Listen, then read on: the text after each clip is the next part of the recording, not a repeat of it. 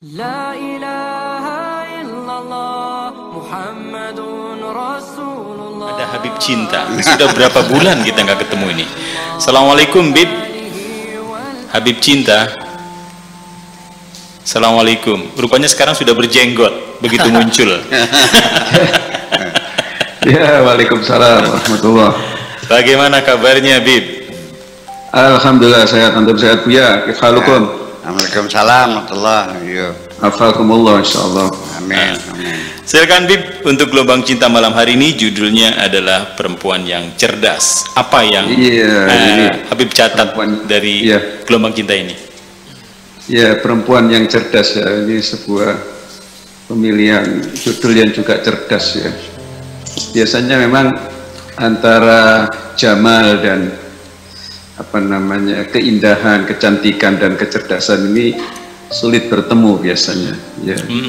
Kalau ada kita memiliki perempuan sudah cantik dan kemudian cerdas, namanya nur ala nur, cahaya di atas cahaya. Baik, saya awali dengan kisah dari, saya mencoba menariknya, menilainya dari sudut pandang marifat ya, dari sudut pandang tasawuf, bagaimana posisi kecerdasan itu ya. Mulawi Jalaluddin Rumi punya sebuah tasbih perumpamaan yang menarik.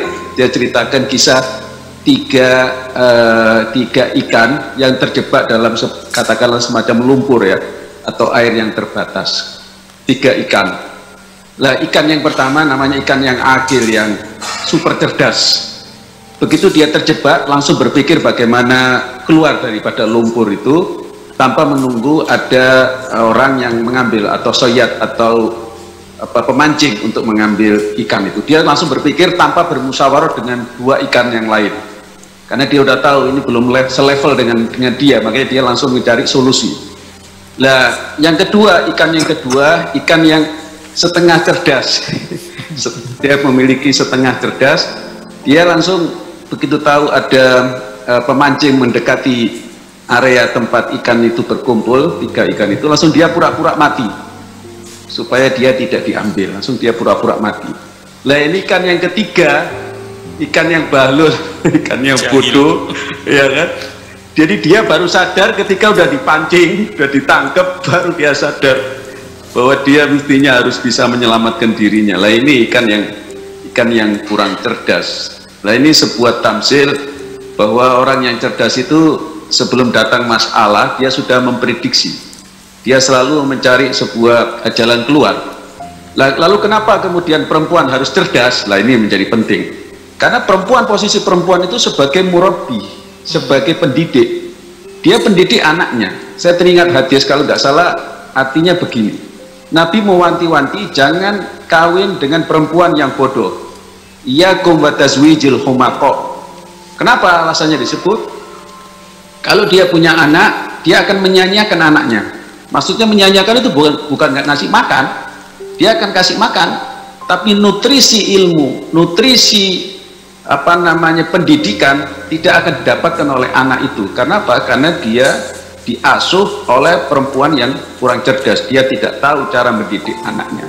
Nah, ini menjadi penting, menjadi ibu yang cerdas, calon ibu yang cerdas. Itu menjadi penting karena rata-rata anak itu lebih dekat kepada ibunya daripada ayahnya. Karena itu bagi saya perempuan lebih wajib menuntut ilmu, lebih wajib belajar, lebih wajib mengikuti acara seperti ini daripada laki-laki. Karena perempuan sebagai pendidik ya, terutama untuk anak-anak. Yang terakhir, seringkali biasanya nanti saya mohon komentar dari Buya ya. Seringkali ketika orang belajar tasawuf, dianggap tasawuf itu ilmu yang menentang akal. Kalau orang belajar makrifat dianggap pasti dianggap orang yang bodoh, karena biasanya orang yang bermakrifat semakin tinggi makrifatnya katanya semakin nggak masuk akal. Nah, padahal yang saya tahu sepanjang telaah saya, misalnya Rumi menganggap bahwa akal itu, antara akal dan isyq, akal dan cinta itu nggak bisa dipisahkan. Bahwa perjalanan menuju Tuhan itu sebetulnya perjalanan yang rasional, bisa dijelaskan dengan akal sehat. Bahkan jenjang-jenjang maratib, jenjang-jenjang suluk ilallah, itu sebetulnya jenjang-jenjang yang rasional. Hanya saja memang ada sebagian firqah sufiyah yang kadang-kadang menganggap bahwa jalan menuju Tuhan itu nggak bisa pakai akal. Akhirnya mereka melakukan hal-hal yang jelas-jelas bertentangan dengan akal, dan akal dianggap sebagai penghambat jalan menuju Allah. Saya pikir dalam berbagai pernyataan, misalnya Jalaluddin Rumi menganggap bahwa antara akal dan isik ini merupakan dua kendaraan sayap yang sama yang bisa dengannya orang menuju Allah Subhanahu wa taala. Saya minta komentar Buya, apa benar seperti itu bahwa akal, kalau orang mau belajar ma'rifat, kalau orang belajar tauhid, sama sekali harus melucuti akalnya. Itu saja komentar dari saya. Saya tadi sangat apresiasi daripada gelombang cinta ini. Saya setuju bahwa Buya mengatakan dalam bait-bait tadi bahwa bercinta dengan perempuan yang cerdas itu sangat berkualitas, dan sebaliknya jatuh cinta pada perempuan yang tolol itu adalah sebuah tindakan yang tolol juga. Itu saya, terima kasih. Ya, langsung Bu ya. Iya, jadi begini, memang ada fenomena semacam itu ada di hadapan kita ya. Diyakini bahwa beragama yang baik itu adalah dengan cara pejamkan matamu, padamkan lampu, tutup pintu dan jendela yang rapat, yakinilah. Jadi metodenya ya artinya tidak perlu rasional, pokoknya yang penting yakin gitu. Tetapi bagaimanapun juga secara logika tidak mungkin seseorang itu meyakini sesuatu. Bagaimana Anda mempercayai sesuatu yang Anda tidak menguji cobanya? Berarti sama dengan tidak mempercayai. Itu persoalannya. Kemudian juga yang kedua ada lagi yang disebut orang-orang tasawuf. Tetapi bagaimana mereka mengejawantakan tasawuf dalam kehidupan sehari-hari? Gitar haram, piano haram, suling haram, nyanyi haram, dasi haram, celana pantalon haram, main bola haram, nulis Quran pakai kapur haram, nanti berjatuhan terinjak kapurnya. Itu diklaimnya sufi. Nggak mungkin ya seorang sufi yang sebenarnya, dan tidak masuk akal kalau ada seorang waliullah goblok. Nggak ada wali goblok tuh. Si pinter, si cerdas dong, bagaimanapun juga. Jadi artinya yaitu ada, tetapi nyatanya sebetulnya mah tasawuf itu kan kondisi hati ya, orang yang hatinya bersih, yang baik, selalu menolong orang. Iya, seorang sufi itu selalu pada umumnya dirindukan banyak orang kok. Kalau yang nyebelin kayak kamu, orang melihatnya nggak seneng kok. Ya pada pergi. Jadi artinya bahwa kebersihan hati dengan kebaikan-kebaikan semacam ini. Jadi pada akhirnya ya dikiranya semakin banyak mengharamkan itu semakin agamanya semakin baik. Jadi artinya sampai-sampai hadis-hadis yang dipakainya ya hadis-hadis yang mendukung itu ada gitu. Seperti ad-dunya sijnul mukminin wa jannatul kafirin. Dunia itu adalah penjaranya orang beriman, surganya orang kafir. Jadi kalau kamu sih nggak usah senang-senang lah, melarat aja. Nanti kalau kekayaan hidup mewah itu dunia ini surganya orang kafir kan gitu. Ya itu ada semacam itu. Jadi ya tidak disalahkan juga fenomena semacam itu. Dan kalau seorang tasawuf itu biasanya kan berdekatan dengan wiridan-wiridan gitu. Ya. Jadi artinya begini. Sehingga ketika mereka mengharapkan datangnya Imam Mahdi sebagai penyelamat dunia dari kehancuran, itu terbayangnya itu naik onta, pakai jubah, pakai sorban, sambil bawa siwak, bawa tasbih gitu. Dalam pikiran mereka.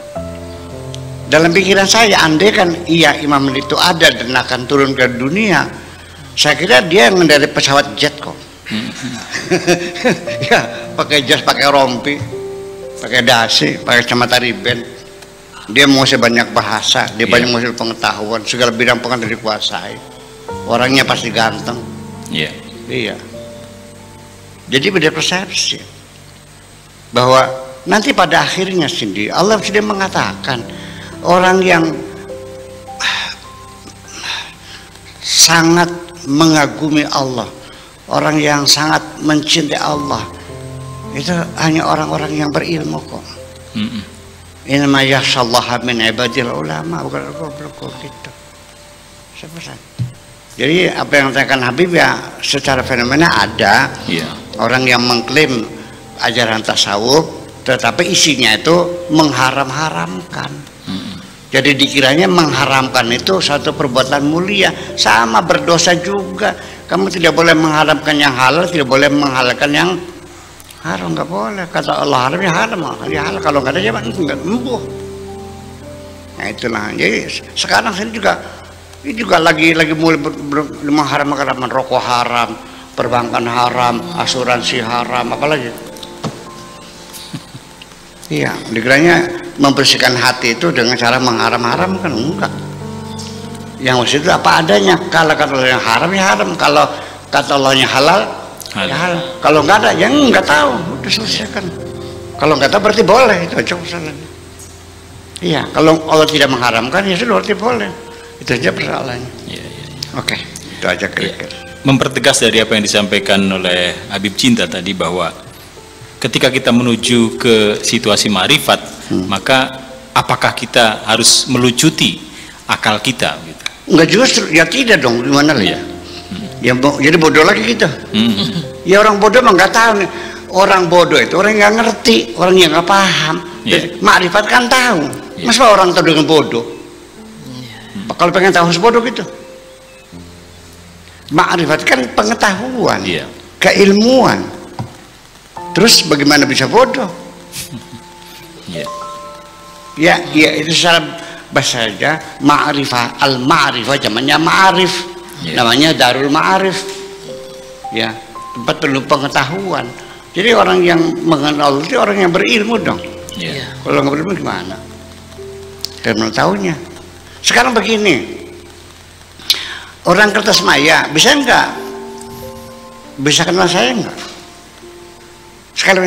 Sekalipun saya tinggal di Kertasmaya bersama mereka sehari-hari, mereka masih bertanya, Buya Sakur itu bisa apa sih katanya?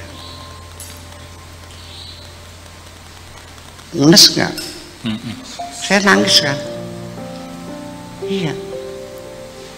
Mengenali saya aja nggak mampu, apalagi mengenali Allah yang Maha.